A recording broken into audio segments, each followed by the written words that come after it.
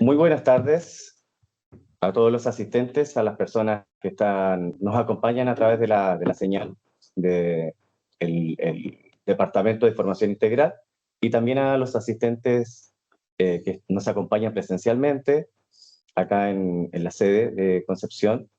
El día de hoy, a nivel nacional, ¿verdad? Nosotros estamos llevando a cabo esta actividad de extensión que trae consigo investigaciones y reflexiones filosóficas y de las humanidades en general, y que cada mes se llevan a cabo. Y en esta ocasión tenemos la oportunidad de contar con la valiosa presencia del profesor y académico, investigador también, ¿cierto?, del área de la filosofía, que es Daniel Brito, quien nos va a presentar una reflexión, una ponencia en torno a algunas de sus investigaciones y en particular, en esta ocasión, eh, su, su temática versa en torno al problema respecto a si es posible el perdón como problema moral en el filósofo Paul Ricoeur. Entonces, le cedo la palabra a Daniel. Muchas gracias.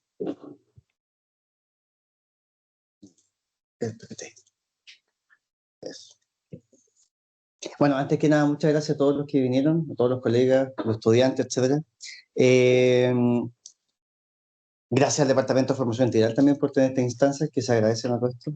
Y lo que voy a intentar hacer es una exposición lo más escueta posible y lo más, digamos, concisa posible respecto de uno de los problemas del trabajo de mi tesis. De hecho, un capítulo bien particular del trabajo de mi tesis que tiene que ver con la pregunta sobre el tema del perdón en particular. No el perdón desde una perspectiva ni política ni histórica, sino que más bien desde una perspectiva ética. Eso es lo que me interesa en el fondo como ahondar. Varios tienen por ahí el handout, que es una especie de lineamiento de cómo voy a ir siguiendo la estructura argumentativa de la exposición. Así que partamos con ello. ¿Sí? Bueno, en Ricoeur hay varias etapas, digamos, dentro de su pensamiento, y la última es la que se conoce como su filosofía práctica. En el 2000, él publica, poquito antes de su fallecimiento, una obra que se llama La Mémoire d'Histoire l'Oubli, que se llama La Memoria de la Historia del Olvido. Y ahí al final, en el epílogo, que son como cerca de 80 páginas más o menos, él revisa el problema del perdón dentro del contexto de los problemas de la memoria, los problemas de la historia y los problemas del olvido. Yo en realidad lo que voy a tratar de hacer es, a partir de las herramientas, en el fondo, del aparato conceptual que Ricoeur expone, intentar darle una lectura no en ese orden, sino que más bien dentro del punto de vista ético, que es lo que me interesa. En ese contexto, Ricoeur expone lo que él señala como una trayectoria del perdón, literalmente una trayectoria que estipula 4 puntos que se trabajan. La primera es lo que se entiende básicamente como el problema del perdón, entendido el problema del perdón como el perdón se entiende en Ricoeur como un enigma, en un doble sentido, pero también como un desafío. De esto voy a detallar más adelante. La segunda parte, o la segunda, digamos, estación de esta trayectoria está asociada con lo que se conoce como la ecuación del perdón, donde Ricoeur destaca la profundidad de la falta o de la culpa y la altura del perdón. También vamos a detallar algunos elementos de eso. La tercera parte es donde me voy a centrar un poco más porque él en su recorrido establece que el perdón, luego de ser visto bajo esta ecuación, profundidad de la falta, altura del perdón, se puede estipular una especie de odisea, en el sentido de una especie de travesía o de camino largo, por decirlo así, sobre las instituciones en las cuales en el fondo el perdón aparece. Pero yo me voy a quedar dentro de ese ítem, que es el tercero, ¿no? Con la parte B, no con la parte A, que es justamente el tema del perdón dentro de la dinámica del intercambio, con el don.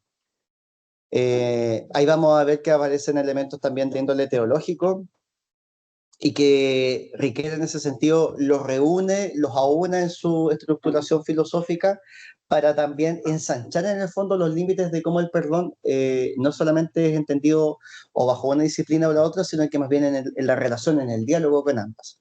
Y la tercera y última parte tiene que ver específicamente con la vinculación que existe entre el perdón y la promesa. Y ahí me voy a me voy a detener en un aspecto particular que tiene que ver con la relación entre la gente y la acción. ¿no? Y de hecho, justamente en ese contexto es donde va a aparecer la idea de, o esta paradoja que Riquet plantea entre perdón y arrepentimiento, para al final, digamos, establecer unas conclusiones a nivel genérico. ¿Sí? En el caso del perdón, Enrique se plantea como un doble enigma y como un desafío. Cuando hablamos del enigma en particular, él plantea que es un enigma primero porque se establece la idea de que el perdón nace a partir de una falta o de una culpa. Es como la presuposición existencial en el fondo, es la premisa a partir de la cual se puede pensar el perdón. Pero por otra parte, cuando habla el tema del perdón como un enigma, plantea que hay algo que queda a partir de la petición del perdón o del otorgamiento del perdón o del acontecimiento de cuando florece el perdón, que en cierta medida deja una especie de enigma porque esa presuposición del perdón también implica que el agente de una u otra manera queda contaminado también por la falta realizada previamente. Entonces, si se dan cuenta, este doble enigma tiene que ver con esos dos aspectos, digamos, ¿no? Por un lado, la falta o la culpa que queda, digamos, la mancha que queda en el sujeto o en el agente que realiza la acción, y por otro lado, la postura de si es posible o no es posible a partir de esa culpa, justamente la posibilidad del perdón. Pero lo que más interesa sobre ese aspecto en particular tiene que ver con la idea del desafío. Riquet en varios textos, uno por ejemplo, donde una conferencia que él dio en Lovaina en los años 70-80, hablaba de el mal, un desafío para la filosofía y la teología. Y dentro de ese texto en particular, que es una conferencia pequeña en la cual él expone este diálogo fecundo entre la teología y la filosofía a propósito de temas de este orden, ahí sí. Él propone que en el fondo el perdón es difícil, lo que implica que, para que la redundancia, no es ni fácil ni imposible, y además en el fondo se presenta como un desafío. ¿Por qué? Porque en el fondo el fenómeno del perdón, y más que el fenómeno, el problema del perdón es una oportunidad para pensar, en cierta medida. Es una oportunidad para reflexionar, no solamente respecto de las faltas o de las culpas, sino que también de si es posible darlo, si es posible pedirlo, si es posible otorgarlo, en el fondo. Esa es un poco la mirada que él propone en ese contexto. De hecho, él dice, el perdón es un desafío que dona sentidos al pensar, y en una cita textual de la memoria del estudio de los libros dice, si es difícil darlo y recibirlo, otro tanto es concebirlo. En el fondo, lo que él intenta establecer es cómo podemos pensar el perdón. Y a partir de la pregunta cómo podemos pensar el perdón, surge la segunda pregunta, ¿es posible o no concebirlo? ¿Es posible o no incluso entregarlo? Ahí es donde entran las dinámicas que yo adelantaba hace un momento respecto a la idea de la reciprocidad entre perdón y don. O sea, el perdón solicitado, el perdón entregado. ¿Qué pasa ahí? ¿Qué procesos pasan ahí en el fondo? ¿Qué procesos no de orden psicológico o emocional, sino que qué procesos filosóficos pueden dar cuenta de ese espacio en el fondo de reflexión? Ahora bien, en el segundo punto, que es la clave en realidad a nivel estructuralmente argumentativo respecto de la propuesta del perdón en el caso de Riquet, aparece la idea de la ecuación del perdón. Él plantea que en este fondo esta ecuación parte de la premisa de que existe una desproporción.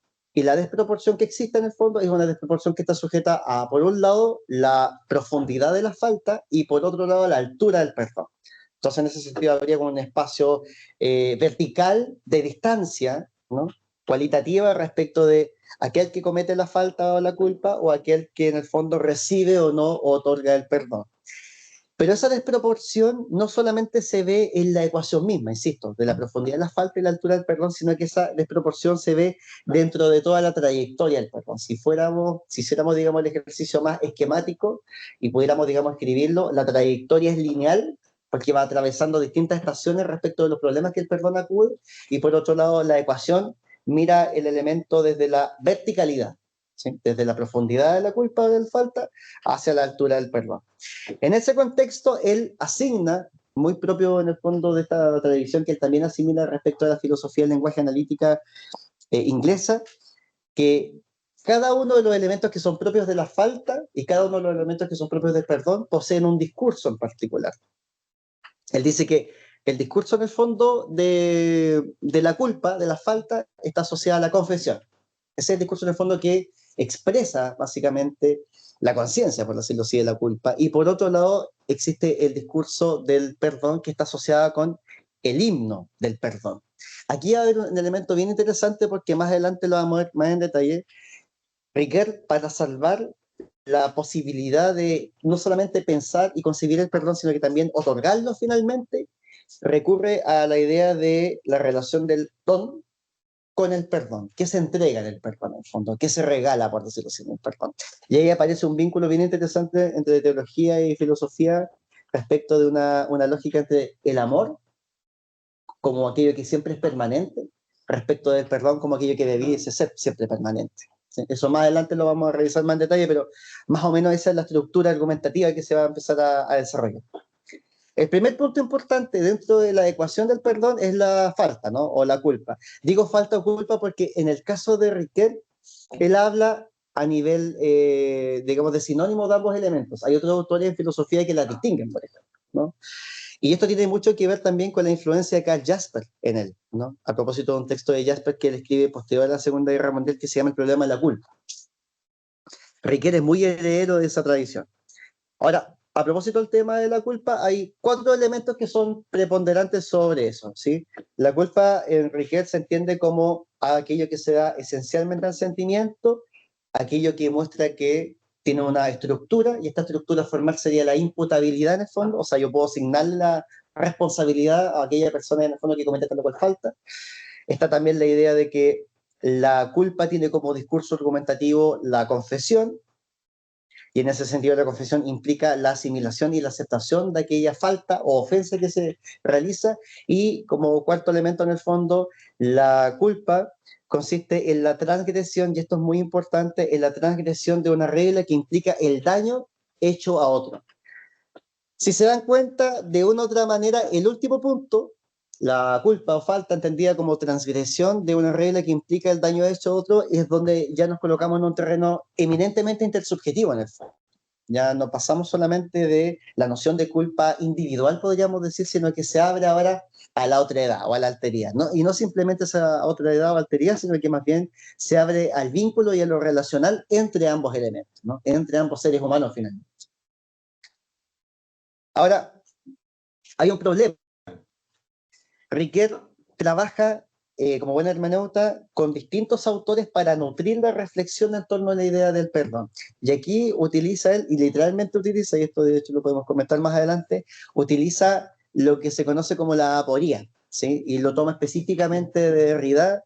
Voy a leer el texto y lo podemos comentar más adelante. Dice, esto lo toma de Derrida, ¿sí? Dice, el perdón perdona solo lo imperdonable. No se puede o no se debería perdonar, no hay perdón si lo hay más que allí donde existe lo imperdonable. Vale decir que el perdón debe presentarse como lo imposible mismo. Solo puede ser posible si es imposible. Lo que es bastante enredado si uno lo lee, digamos, de buena primera.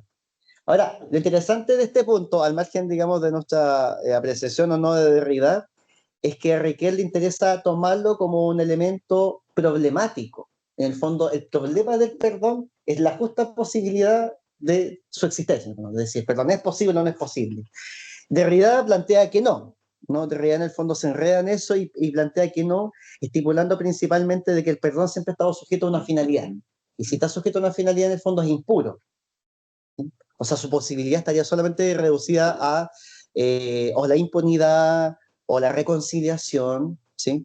Pero no estaría en el fondo sujeta a su propia existencia, por decirlo así. Por lo tanto, si el perdón en el contexto actual derridiano sería simplemente algo instrumental, dejaría de ser perdón, pasaría a ser amnistía, reconciliación, etc. Riquet, insisto, toma esto, pero solo lo toma a nivel de problematizar el problema del perdón. No lo toma, digamos, como un factum, digamos, ¿no? Porque, de hecho, cuando vayamos avanzando y lleguemos sobre todo al segundo elemento que al tercer elemento que vamos a revisar ahora, se van a dar cuenta que en general, perdón, Riquet apuesta al perdón, pero apuesta por una nueva manera de entender el perdón, que es lo que vamos a revisar a continuación. Ahora, aquí parte, digamos, el núcleo más denso, entre comillas, de la exposición. Para Riquet, en su tercera etapa, digamos, de la trayectoria de lo que él plantea el perdón, él señala que existe una especie de odisea o de travesía para poder atravesar por cada uno de los problemas o subproblemas que en el fondo aparecen respecto a este fenómeno moral. Pero lo interesante es que yo no me voy a detener tanto en la idea de las instituciones en las cuales aparece el perdón, sino que más bien me voy a detener en el elemento que es preponderante, por lo menos para nosotros, que tiene que ver con la relación entre el perdón y el don a nivel de intercambio. O sea, para Riquet, el perdón se nutre en una relación, digamos, casi dialéctica con la idea del intercambio. Y aquí tenemos un tema que ronda entre la filosofía moral y la teología, porque finalmente el don es aquello que se nos entrega, es un regalo, por decirlo así, ¿no? Es un presente. ¿Y en qué momento o en qué pie queda el perdón a propósito de este vínculo con el don? Que es un poco lo que vamos a ver a continuación. En ese sentido, él señala la historia, la memoria del estudio de los ríos señala que existe algo como una correlación entre el perdón solicitado y el perdón otorgado. Esta creencia traslada la falta del régimen unilateral de la inculpación y del castigo, pero ahora al del intercambio, ¿sí? Y esa palabra es fundamental porque en el fondo la idea de intercambio entre un perdón pedido, por ejemplo, y un perdón otorgado, o entre un perdón pedido y un perdón recibido, es lo que le interesa a él justamente bajo el modelo de intercambio que está asociado ahora al concepto de don, ¿no? Don entendido como regalo, como presente. ¿Vale? ¿No? Aquí aparece la primera dificultad a partir de la cual él empieza a estructurar este problema en particular, ¿no? Esta dificultad está asociada con dos maneras de triangularse. La primera manera implica recuperar la dimensión, en el fondo, recíproca del don en contra de una primera caracterización que sea unilateral. Aquí hay un dato importante. Foucault se afirma de un texto bien conocido de este antropólogo francés que se llama Marcel Mauss, que se llama Ensayo sobre los dones, que es un trabajo medianamente conocido en las ciencias antropológicas, en particular del siglo XX, y que tiene la gracia de que en el fondo Marcel Mauss y Riquet toman en el fondo este anhelo. Marcel Mauss presenta que el don, de una u otra manera, tiene una relación asociada a recibir y devolver algo a cambio, ¿sí? De hecho, Mauss dice, no oponer el don al intercambio, sino más bien a una modalidad mercantil del intercambio, o sea, el interés al cálculo. Y tal como dice Riquet a propósito de esto, la contrapartida del don, en efecto, no es recibir, sino dar a cambio, devolver. En cierta medida, queda la sensación de que cuando Riquet toma a Marcel Mauss, Mauss dice, bueno, parece que si yo entrego algo, yo regalo algo, yo doy algo, aquello que doy, aquello que entrego tiene una cierta fuerza que implica devolverla, para que se cierre el círculo, podríamos decirlo de esa manera. Para Riquet eso tiene ciertas, digamos, desventajas, sobre todo por la palabra devolver. Una cosa es dar, otra cosa es recibir, otra cosa es devolver. En esa circularidad es donde Riquet, si bien toma Mauss, dice, ojo, yo en realidad mi apuesta va a ser los dos primeros pasos y no el tercero. O sea, darlo, recibirlo por la otra parte. Y por eso que adelanto paulatinamente, a medida que vamos avanzando, la idea de lo importante que es esta relación entre el perdón y el don en Riquet, sobre todo bajo la lógica de la altura del perdón, del himno del perdón, y esa relación que hay entre don y perdón desde una perspectiva también teológica y también filosófica, ¿no? Hay una especie de relación nutritiva entre ambos. La segunda dificultad que aparece, digamos, en los problemas que está abordando Riquet respecto de estas dificultades sobre el concepto de don, tienen que ver con que, en el fondo, hay que restituir en el centro de la relación de intercambio la diferencia de altura que distingue el perdón del don según la naturaleza del intercambio.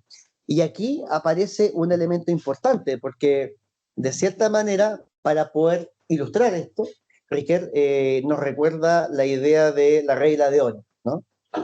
Al margen de las distintas versiones de la propia regla de oro. Y en ese contexto, Riquet dice, bueno, el mandato radical de amar a los enemigos sin reciprocidad sería el que en el fondo estaría a la altura del espíritu del perdón. Pero ¿cuál es el problema de esto? El problema de esto en el fondo es que el mandato de amar a los enemigos comienza justamente por romper esta regla de la reciprocidad en el fondo, que implica justamente este diálogo entre aquel que da y aquel que pide o recibe el perdón. Entonces, en esa circularidad donde Riquet dice, bueno, en realidad, si nosotros establecemos que el mandato de amar a los enemigos comienza por romper la regla de reciprocidad, en el fondo nos pasamos, por decirlo así, a otro extremo. Rompiendo la regla de oro, se rompen básicamente las reglas que sustentan toda la ética desde el origen, digamos, de la disciplina filosófica en torno a los problemas de la moral. Entonces Riquet dice, hay que tener cuidado con esto. Hay que atender a la superabundancia, por decirlo así, de la lógica del don, pero que esa superabundancia también quede en el fondo, si no determinada, al menos condicionada por la entrega humana que se puede hacer del don y de ese recibimiento. Están llamando. Ah, excelente.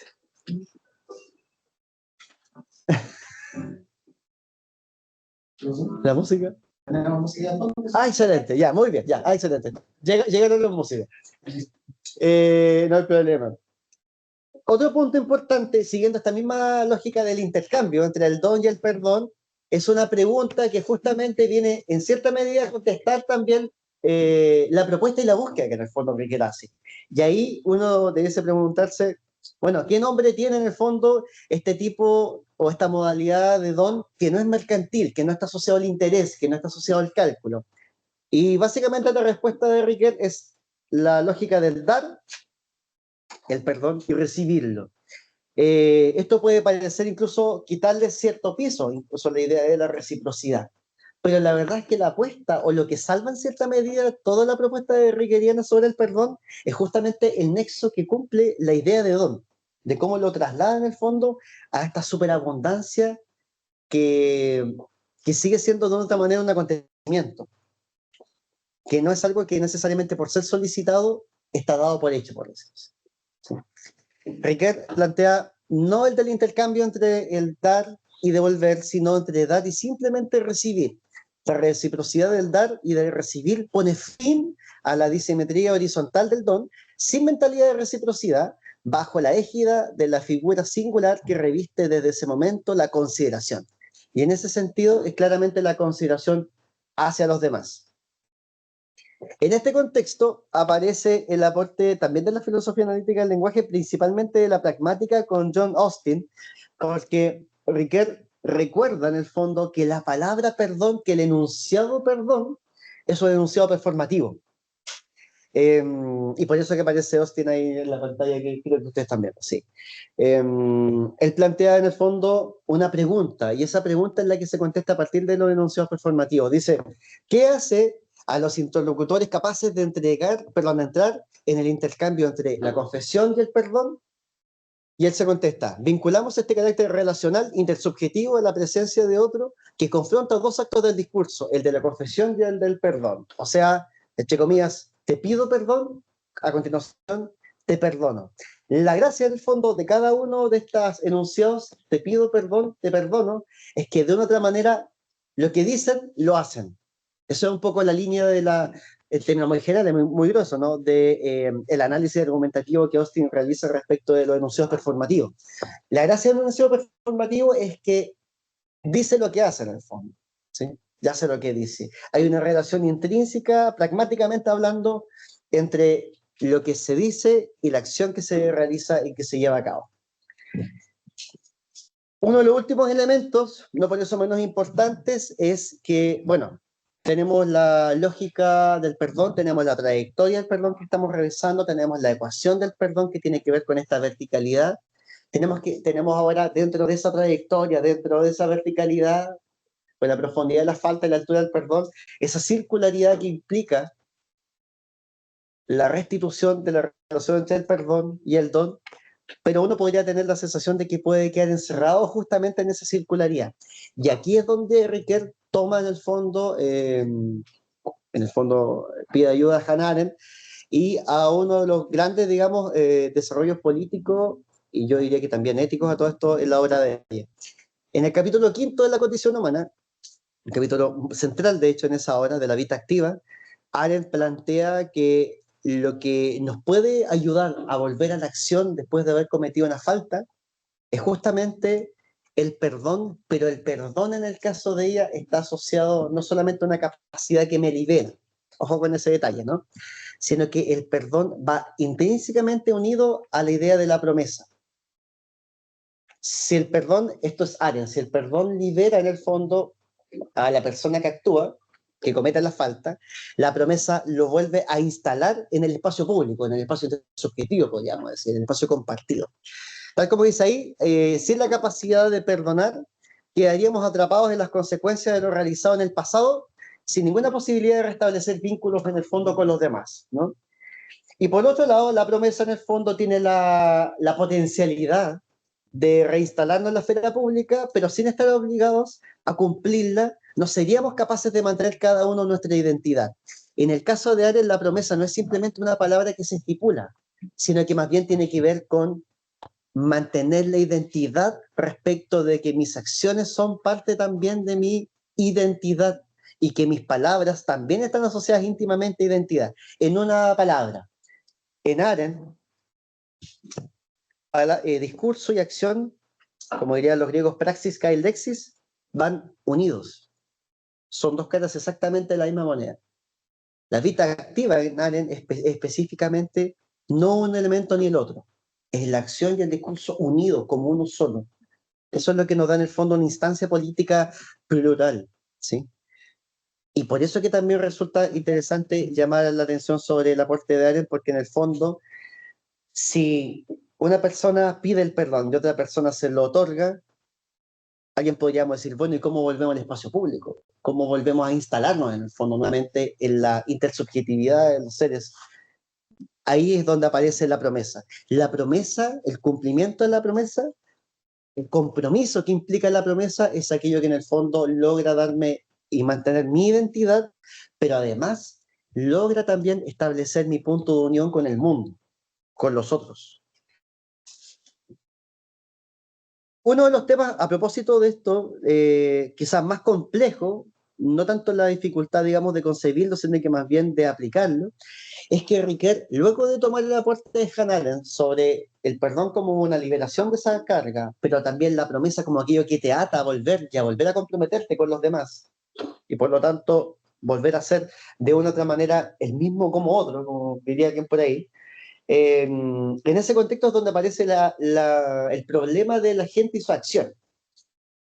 Cuando hablamos del problema de la gente y su acción, estamos hablando principalmente de si es posible o no desligar de la gente la acción cometida, en este caso la falta o la culpa.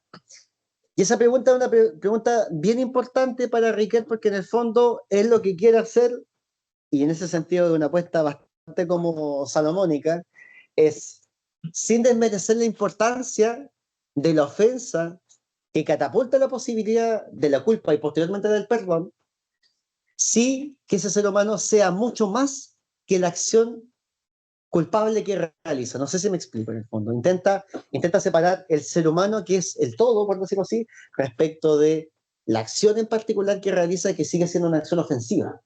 Sigue teniendo el peso de la culpa, podríamos decir. Entonces la apuesta va un poco por ese lado. Tal como dice ahí, todo se circunscribe, a la posibilidad de separar el agente de su acción, encontrándose en condiciones de comenzar de nuevo. Y ahí viene la pregunta, ¿es posible o no es posible en el fondo separar el agente de la acción?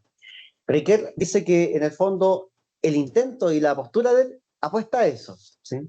Y hay una frase que podríamos catalogar casi de postmoderna, ¿no? Porque él dice, bueno, ¿qué pasaría con el agente en este contexto? Y él lo dice en La memoria del historia del olvido. Sería el mismo, diría yo, pero potencialmente, y esa palabra es importante, potencialmente otro, aunque no otro distinto. Esto parece muy complejo, pero en la práctica tiene que ver con que las personas, los sujetos, los seres individuales, somos mucho, mucho más que simplemente las faltas o no que cometemos. Y en ese sentido, sí hay una apuesta real por el perdón en Riquet. ¿Sí? O sea, no es una condena, digamos, total, sino que más bien es una exposición entre fenomenológica y hermenéutica respecto de una trayectoria que parece ser que es bastante más compleja que simplemente enunciar performativamente te perdono o recibir el perdón. En ese sentido, lo que va a hacer Riquet ahora, en el fondo, es tratar de desacoplar agente de acción. Pero ese desacoplamiento no es simplemente asignar el perdón y quitar la falta. Porque para que ese desacoplamiento sea justo, sea coherente, vuelve a llamar la idea de la promesa. O sea, la promesa es aquello que en el fondo guarda nuestra identidad. Y en la medida que guarda nuestra identidad, nos entrega la nueva posibilidad, una vez liberado el perdón y adscrito a la promesa, o al menos a la posibilidad de la promesa, de poder volver en el fondo a instalarnos ahí. ¿Sí? Fíjense, quizás la respuesta al desafío debe ser buscada en un desacoplamiento, en una disociación en el centro mismo del poder obrar del ser humano entre la efectuación de una acción y la capacidad que ésta actualiza. ¿Sí? Y justamente a partir de aquí aparece la idea de la paradoja del perdón y del arrepentimiento. Es importante esto que habla de potencia y acto porque evidentemente tiene que ver justamente con Aristóteles. ¿Sí? O sea, una cosa es la efectuación de una acción, podríamos decir el acto, ¿no? La energía, y por otro lado la capacidad que ésta actualiza. Entonces, potencia y acto son también dos maneras de explicación a partir de cómo podemos acoplar o desacoplar la culpa dentro de la gente, considerando la promesa a partir de la cual se realiza un compromiso con la persona que se ofende. Y en este contexto es donde, bueno, aparece la paradoja del perdón y del arrepentimiento, y que tiene que ver principalmente con la idea de que, en cierta medida, para Riquet, el perdón y el don participan de una lógica común que es la lógica del corazón. Aquí está muy cercano a Blaise Pascal, por ejemplo. ¿Sí? Dice, esta paradoja tiene que ver con lo siguiente. Si existe el perdón, este permanece, como se dice del amor, en el himno que celebra su grandeza. Y si es la altura misma, entonces no permite ni antes ni después, mientras que la respuesta del arrepentimiento sucede en el tiempo. La paradoja es precisamente la de la relación circular entre lo que permanece, o sea, el perdón sería así, digamos, estaría dentro del perdón, el amor, esa sería la lógica del corazón, por decirlo así. Lo que permanece para siempre y lo que sucede cada vez. El arrepentimiento estaría asociado al tiempo en ese sentido. Y claramente el perdón parece que tendría que ser un elemento permanente, por lo tanto, si bien estaría en el tiempo, trataría constantemente de estarse superando en ese contexto. ¿Sí? Y en ese sentido el arrepentimiento es una situación mucho más particular, porque el perdón tiene un anclaje en la lógica de la superabundancia, en el fondo del corazón. Una de las últimas cosas, para no dar la lata en extenso, el tema del perdón, Enrique, y a propósito del mal, porque finalmente el perdón surge a propósito de una ofensa realizada a otra persona, por lo tanto es el mal el gran problema al cual acude el perdón, como posible respuesta y no como solución. El problema del mal es un problema importante, no solamente para la filosofía moral, sino que también para la propia teología moral, y la filosofía de la religión, y en particular el aporte de Kant sobre eso es bien interesante. Kant, dentro de un texto que se llama Los límites dentro de la mera razón, en los primeros capítulos, él aborda un tema que ha pasado inadvertido, excepto por un par de autores contemporáneos, que es esta distinción que hace Kant respecto del mal como originario o como radical. De hecho, paréntesis, cuando Hannah Arendt posteriormente va a hablar del mal banal, la relación que tiene con Kant justamente parte de la idea del mal radical, que está aquí contenido. Kant, en ese sentido, en palabras de Riquet, plantea que por muy radical que sea el mal, no es originario. Radical es la inclinación al mal. Originaria es la disposición para el bien. Y en ese sentido, y esto quizás puede ser un poco más explicativo que el propio Kant, nuestras acciones pueden dar cuenta de dicha inclinación, ¿sí? Pero nuestro ser da cuenta de una disposición originaria. En ese sentido, por supuesto que Kant se distancia considerablemente de Hobbes ahí, ¿no? Sobre todo en la idea de la disposición, ¿no? No de la inclinación. En el ámbito de las inclinaciones estarían las acciones, en este caso las acciones ofensivas, por lo tanto, profesas de culpa, y el perdón estaría mucho más cercano, por supuesto, a la disposición originaria. Ahora, obviamente que existe la natural pregunta si es que es posible finalmente o no el arrepentimiento. Y aquí es donde viene otra vez la idea de promesa, ¿no? En la práctica es posible, ¿no? El arrepentimiento. Y su manera de aparecer, por supuesto, que está ligada con la ligazón que la promesa hace con el tiempo futuro, ¿no?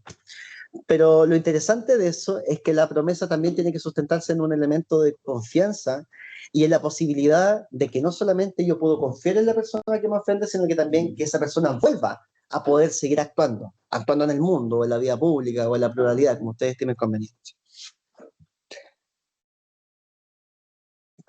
Y a modo de conclusión, más que una conclusión en realidad son, creo que las palabras claves que he podido tratar de atisbar. Eh, Después de esta lectura, después de la exposición, tengo la impresión de que Riquet, pese a todas las dificultades que él mismo destaca, justamente la trayectoria del perdón establece que sí es posible, a diferencia de Derrida, por ejemplo, pero no por ser posible es fácil, digamos, ese es el punto. Por eso que él dice que es un desafío. No es fácil ni imposible, solo es difícil. Y de hecho, el título del epílogo de la memoria del estudio del olvido se llama El perdón difícil, a propósito de esto mismo. En ese contexto, es muy complejo concluir, pero quizás sería interesante leer lo último que está acá, ¿no? En el mejor de los casos, el perdón muestra signos en sus caminos, ¿no? El perdón es un fenómeno, es una experiencia, es un acontecimiento, es una aporía, pero también es la posibilidad de intercambio, tiene una relación con la promesa, busca desligar la acción de la gente sin que éste deje, a su vez, de ser quien es. En el fondo es un problema histórico, político, ético, en definitiva, y tal como partió en la exposición, el problema del perdón es básicamente un enigma. Eso, muchas gracias. Muchas gracias.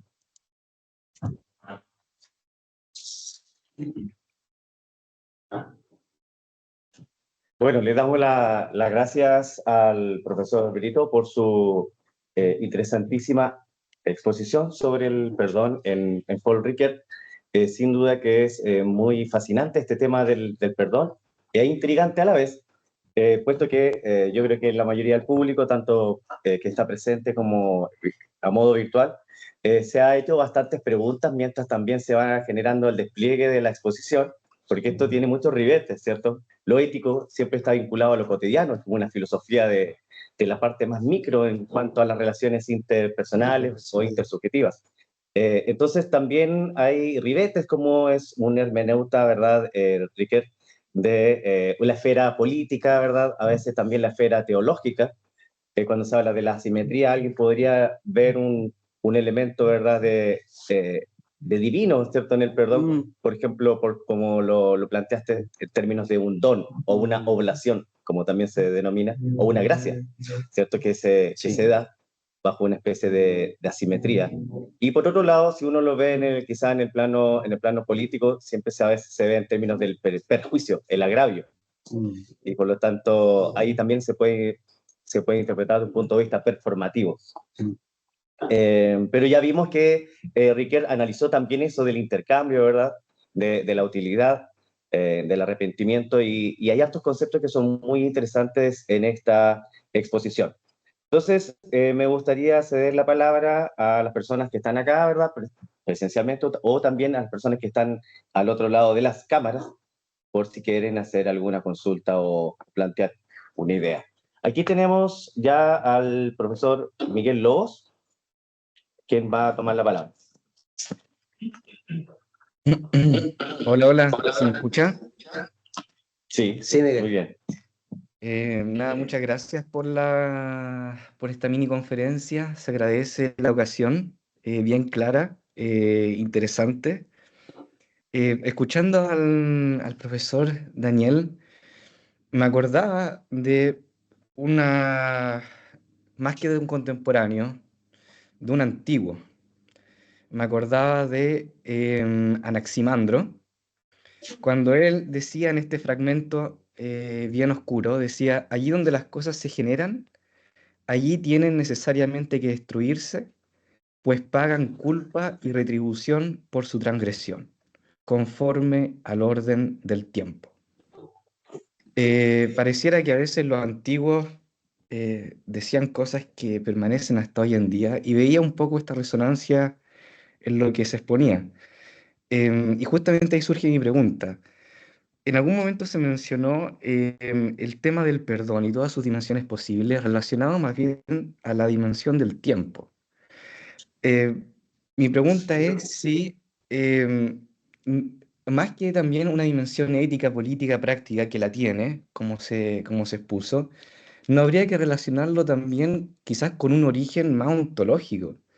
O sea, la reunión de las dimensiones del tiempo en este fenómeno que es del perdón que después se puede manifestar también prácticamente. O sea, una dimensión ontológica de la persona que también permitiría quizás la reunión política en comunidad de un fenómeno que nos pertenece a todos. O sea, un fenómeno del perdón asociado más bien a la temporalidad única en cada persona. Eso quizás podría reunirnos más que, digamos, también promesas concretas en cómo acontece efectivamente el perdón y la promesa de repagarlo. Esa era mi pregunta.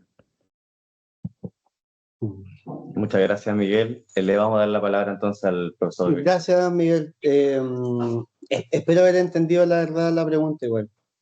Yo tengo la impresión de que cuando se habla del perdón y se entiende el perdón también con un acontecimiento en el sentido de que en cierta medida aquello que rompe la historia, o al menos la linealidad de la misma, eh,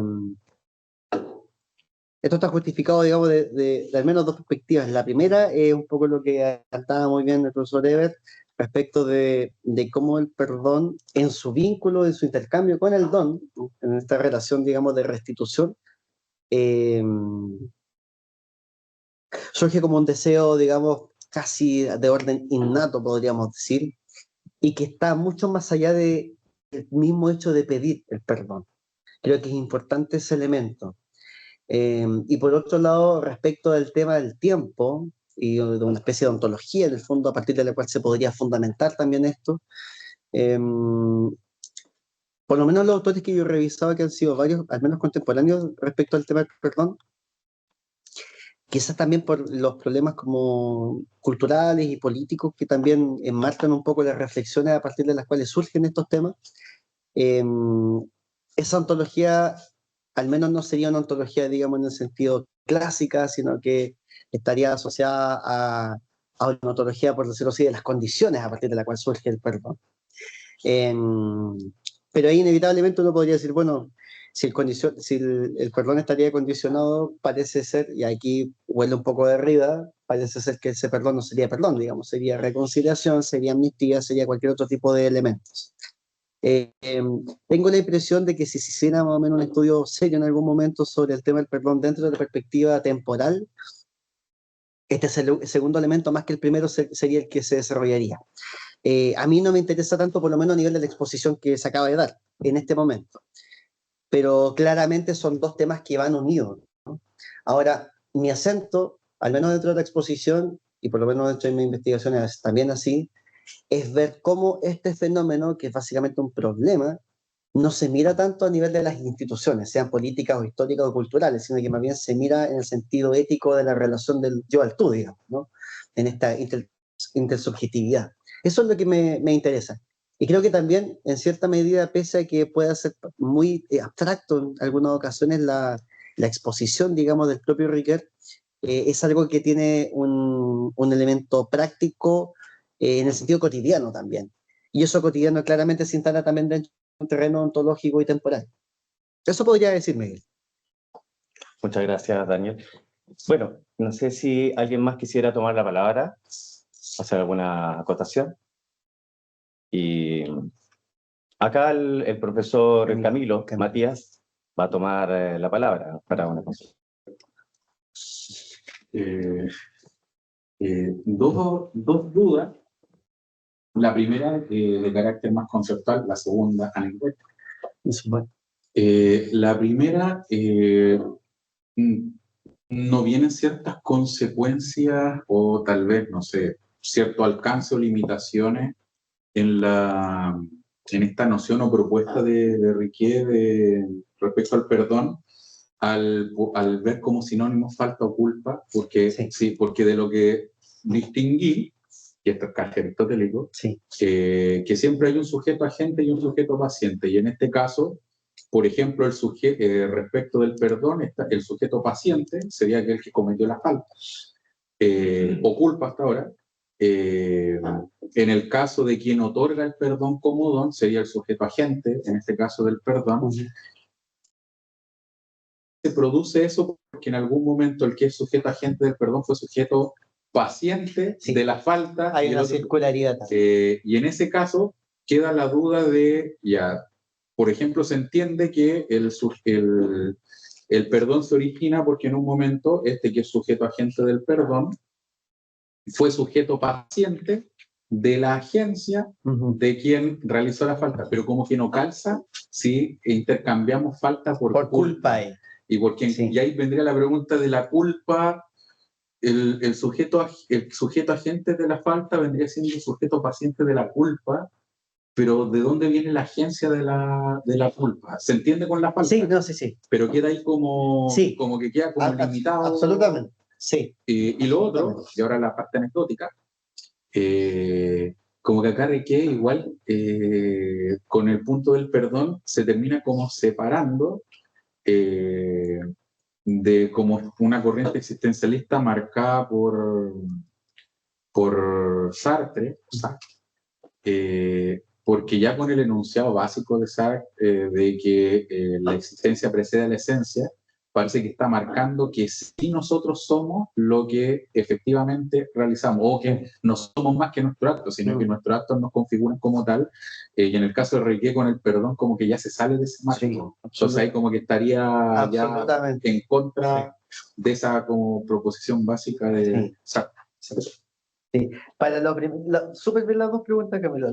Para lo primero, hay todo un problema, pero tiene que ver con la traducción del texto. En el texto en francés es falta.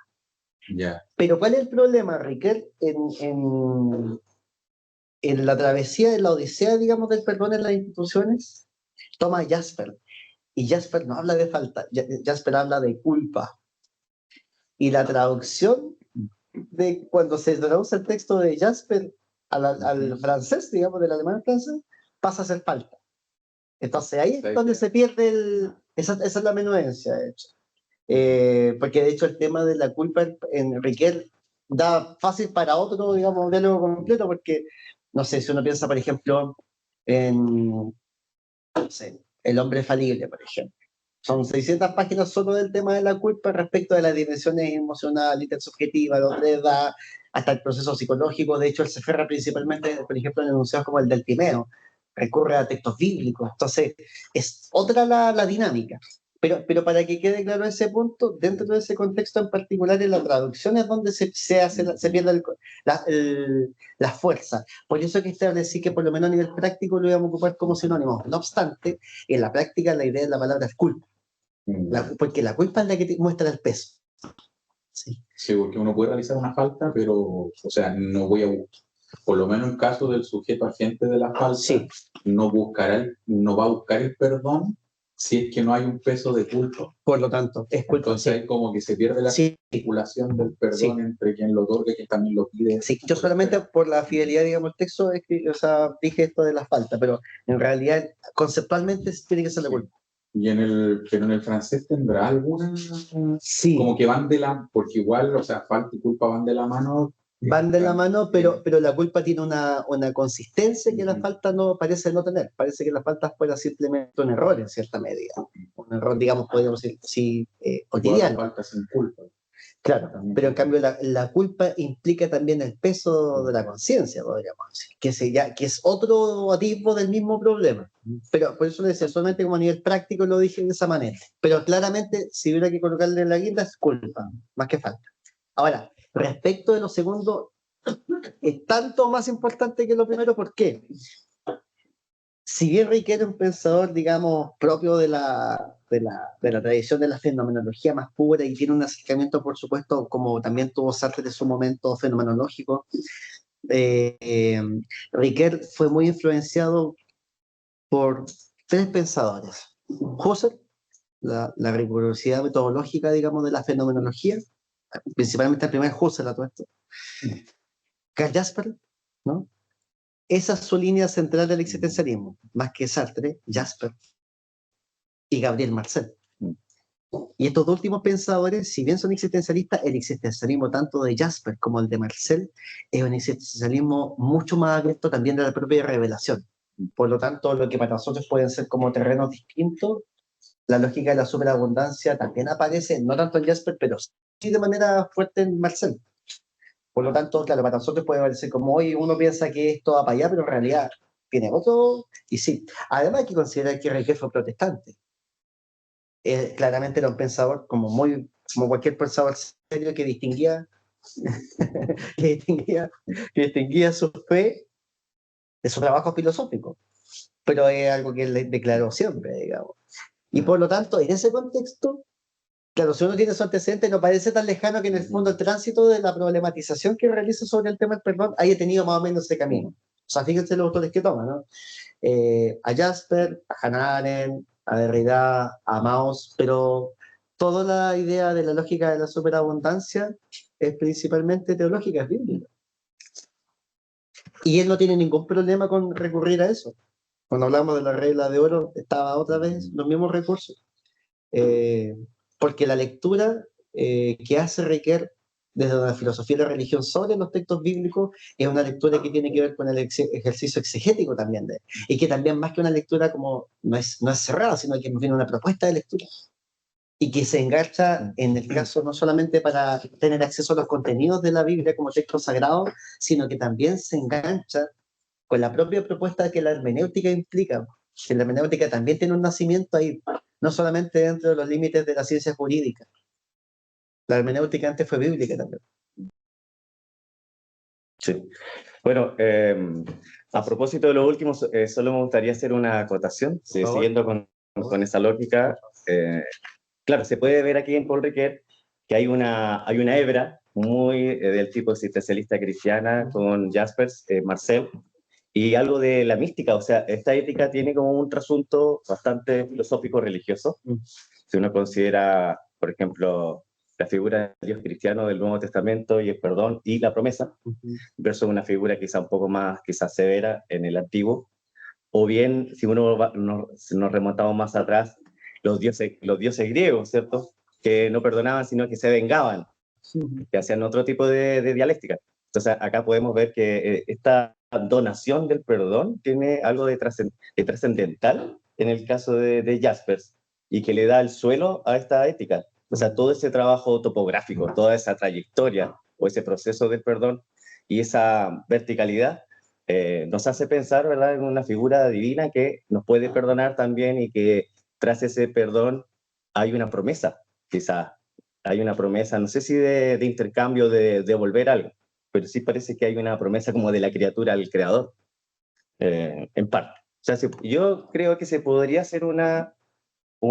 reflexión uniendo un poco esos dos elementos. O sea, de todas maneras, ahora, es bien importante destacar que cada vez que Riquet habla de temas bíblicos, al menos la lectura que yo he podido tener de él, trata de ser bastante fiel a los textos, en el sentido de que no es una interpretación, digamos, subordinada simplemente a un elemento en particular, sino que tengo la impresión de que él pone su trabajo hermenéutico a disposición de los textos, y no al revés. No es que los textos sean un material simplemente, sino que es mi esfuerzo por el texto. De hecho, tiene un texto que se llama Pensar la Biblia, por la editorial Herbert, y el trabajo de él se remite principalmente a textos sagrados y también en relación con otras tradiciones religiosas, incluso, no solamente la judeocristiana. Ahora, es interesante algo que dijiste, porque don y perdón también van ligados, digamos, etimológicamente, ¿no? Es como el don que se entrega, en cierta medida, ¿no? Y pasa lo mismo en alemán, y pasa lo mismo en italiano, y pasa lo mismo en otras lenguas. Y es importante eso porque en el fondo el perdón también es una forma de entrega, de presentarse, también es una forma de agradecer, por decirlo así. Y tiene que ver con esta superabundancia de la lógica del corazón respecto a que el que perdona no solamente libera, el que perdona también en cierta medida se hace responsable de la ofensa, de la carga, de la culpa, todo esto, que el otro tiene y que el otro le profesa. Bueno, por ejemplo, Riquel nunca contesta, ¿se podría perdonar si es que nunca me has pedido perdón? Parece que es inevitable esta asociación del enunciado performativo de que te pido perdón, te perdono. Al menos él no avanza, digamos, más allá. Son de esos espacios, digamos, grises que quedan dentro de toda esta trayectoria. Perfecto. Bueno, les damos las gracias, ¿verdad?, al profesor Brito y también a ustedes, público, por asistir a esta jornada de diálogos. Y les dejamos desde ya invitados a la próxima sesión en el mes de junio, la segunda semana, con un invitado externo, el profesor Rodrigo Pulgar, que nos va a hablar respecto a una breve fenomenología de la ciudad, de acuerdo al tema que él nos plantea. Y el siguiente mes, Joaquín Gianotti, un invitado de la Universidad Mayor y que estudió en Glasgow, va a presentarnos el estado actual de la metafísica analítica.